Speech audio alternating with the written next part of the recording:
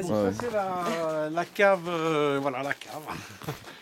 Donc c'est une cave qui n'existait pas quand on est arrivé au domaine là, il y a 12 ans. Ouais.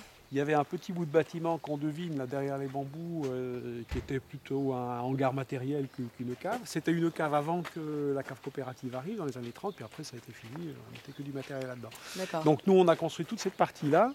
Et la particularité, c'est qu'on l'a vraiment fait avec les pierres de la vigne. Toutes ces pierres-là, c'est pas juste un plaquage de pierres, c'est un vrai mur très épais, qui a une grosse inertie thermique, et puis qui est très isolé, puisqu'on a un deuxième mur à l'intérieur. Ok. Et donc tout le chai est complètement nouveau par rapport à l'état dans lequel on l'a trouvé en 98. D'accord.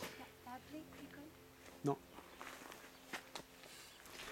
Et donc voilà, et ben, on peut aller dedans parce que Ouais, là, ouais. ça c'est l'aspect extérieur. L'idée c'était en fait, de prolonger le bâtiment existant, et tout à fait dans le même état d'esprit, puisqu'on est vraiment côte à côte et que du coup la toiture est la même. On a fait une seule toiture pour les deux bâtiments, donc tout ça est vraiment fondu dans l'existant.